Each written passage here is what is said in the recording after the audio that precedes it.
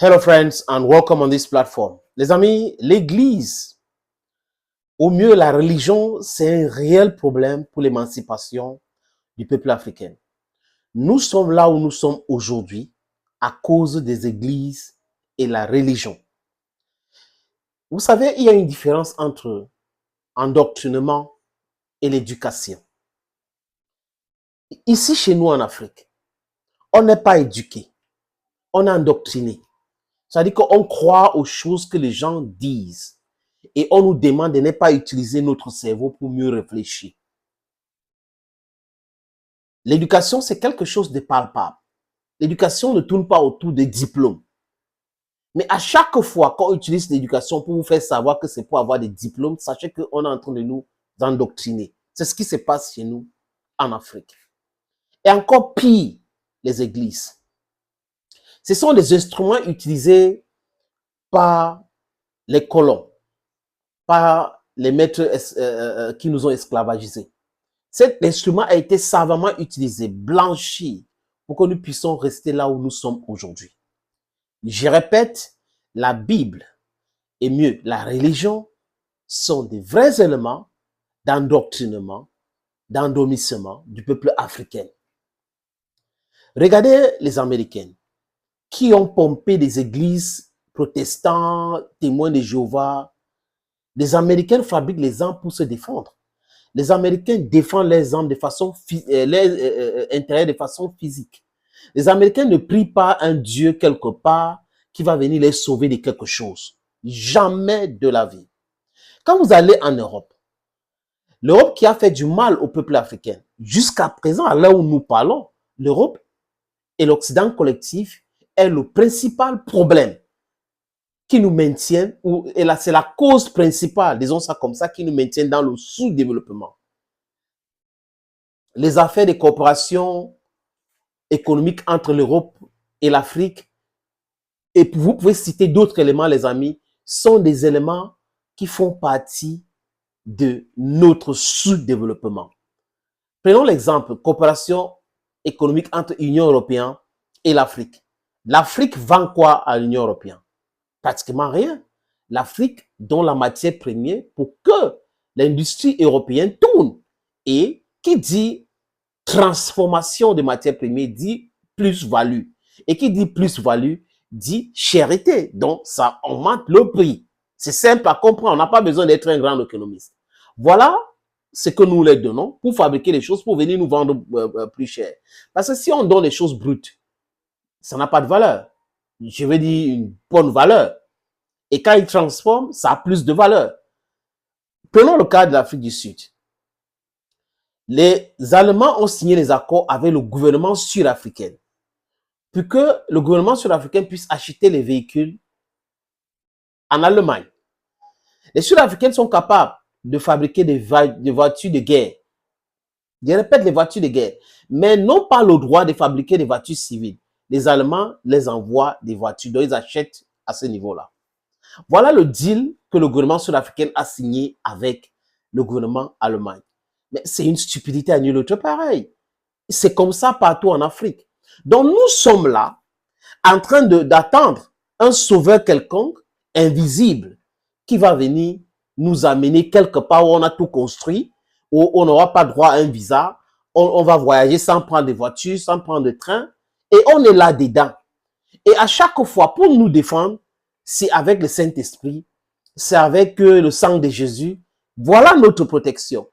Des gens qui nous ont amené ces religions-là, au niveau de l'Olevant, je parle du christianisme, allez, les Israéliens font quoi? Se protègent avec des armes.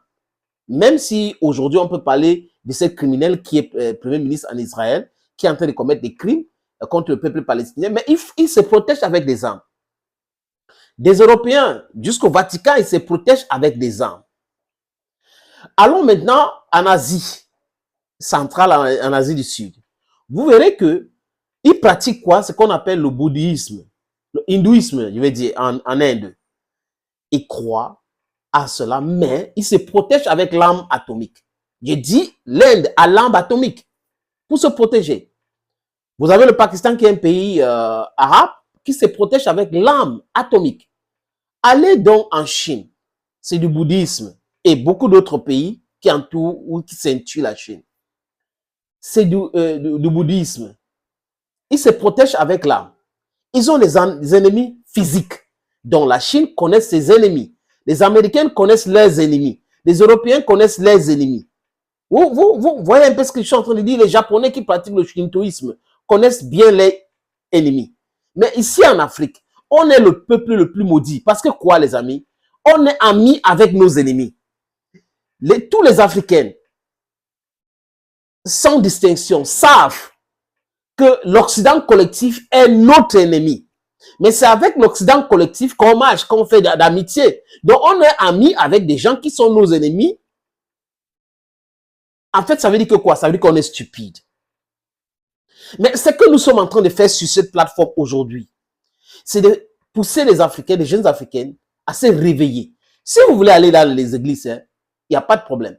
Mais si votre pasteur ne vous présente pas des choses physiques, réelles, et vous présente uniquement des choses invisibles, en disant, il y a Jésus qui va vous sauver, le sang de Jésus, l'Esprit Saint, le Saint-Esprit, quoi, c'est comme ça, Holy Spirit, Jesus Christ, God is going to help you. Sachez que ça, ce monsieur est passé par une école d'endoctrination et il est dangereux. Donc, on a beaucoup de pasteurs, des imams et tout qui sont très dangereux pour l'épanouissement de l'Afrique. L'Afrique est entrée en contact avec ces gens-là en quelle année? L'Afrique avait sa façon de faire, sa tradition. Quand on a noirci, on a dit c'est diabolique. Donc, on a le mal invisible. Donc, tout le monde est en train de combattre ce mal invisible. In the name of Jesus, in the name of Jesus, au nom de Jésus, au nom de Jésus, le sang de Jésus, Saint-Esprit, Saint-Esprit. D'accord. Mais, pourquoi est-ce qu'on ne se développe pas? L'Afrique, c'est le berceau de l'humanité. Et les Africains ont été endoctrinés. Nous avons subi ce qu'on appelle en anglais brainwash, le lavage du cerveau. Réveillons-nous. Nos ennemis sont physiques. Nous devrons nous préparer à les combattre avec des idées, même avec la brutalité, pour nous libérer. On ne peut pas se permettre de rester toujours dans le sous-développement et voir des gens venir nous exploiter, nous piller, et on est là, c'est la volonté de Dieu. Jésus, le Dieu de combat, le Dieu de ceci va réagir. Ça, c'est du non-sens total, les amis. Ça, c'est le non-sens total. Nous sommes le seul peuple au monde qui pense que c'est quelqu'un d'invisible qui va venir nous sauver. Nous sommes le seul peuple au monde qui pense que le bonheur, le paradis est quelque part et qu'on peut souffrir maintenant et après on va mourir pour aller au paradis. Donc il faut qu'on meure pour avoir du bonheur, pour goûter du bonheur. Et les autres vivent avec le bonheur. Mais il y a quelque chose qui ne va pas. Il y a quelque chose qui ne va pas. Tant que cette église-là ne peut pas se transformer en une église pragmatique, mais il faut vider ces églises. Vidons ces églises-là où les pasteurs s'enrichissent et les chrétiens souffrent. Ils sont dans la pauvreté et on les demande pay your tithes, pay your tithes, pay your tithes, la dîme, pay your tithes, pay your tithes. Et pendant ce temps, vous regardez le train de vie de ce soi-disant homme de Dieu. L'église, c'est une création de l'homme. La religion, c'est une création de l'homme. Si vous êtes là-dedans, sachez-le clairement. Mais n'oubliez pas que votre bonheur, c'est ici ça se passe. Vous devrez combattre, chasser ceux-là qui sont en train de nous maintenir dans le sous-développement. Et c'est l'Occident collectif. Et arrêtez d'utiliser la Bible pour tromper les gens, tromper les esprits faibles. Arrêtez d'utiliser les livres saints pour tromper les esprits faibles. Quand vous regardez l'Israël, comme j'ai cité tout à l'heure, vous regardez tous les autres pays, la Chine, l'Inde. Pourquoi l'Inde pourquoi les Indiens ne se restent pas faire en disant, OK, on attend Dieu. Donc, c'est seulement nous, en Afrique, là, qu'on attend Dieu pour nous sauver surtout. Et on n'a pas le bonheur. Pour aller à l'hôpital, il n'y a pas de plateau technique. On n'a pas de choses. On ne peut pas se soigner. Alors que c'est Dieu qui a donné la sagesse pour avoir cette technologie-là. On ne peut pas avoir. Mais on est là en train de dire, oui, le temps de Dieu, quand Jésus va revenir, il n'y aura pas telle chose, il n'y aura pas telle chose. Pendant ce temps, c'est qu'on est en train de dire qu'il n'y aura pas, il n'y aura pas. Hein? Il n'y aura pas la souffrance, il n'y aura pas la pauvreté, il n'y aura pas. Les autres sont en train de jouir. Et il vient quoi? Il vient nous exploiter. On attend l'or. quand on sera au ciel, il y aura l'or, il y aura le diamant. On a le diamant sur nos pieds. Les gens viennent d'ailleurs pour exploiter. Et on est en train d'attendre le paradis pour avoir le diamant. Sortons de cet esclavage mental. That is a serious problem in Africa. We cannot be waiting for an invisible person to come and save us. Why? We have the brain, we have the hands, we have the capacity of saving ourselves from this slavery. I say each time you're told to believe without thinking, know those people are very dangerous to you. We should always think. We should think today, we should think tomorrow. We should free ourselves from this religious bondage. We are in a bondage. We should leave this bondage and fight for our children's future, fight for our future, develop our continent with our natural resources. Africa is the richest continent in the world. Paradoxically, we are the poorest. We are always there to accompany our enemies. We take side with our enemies. We embrace our enemies. Why? Others, they know their enemies. They are fighting their enemies. Their enemies are physical.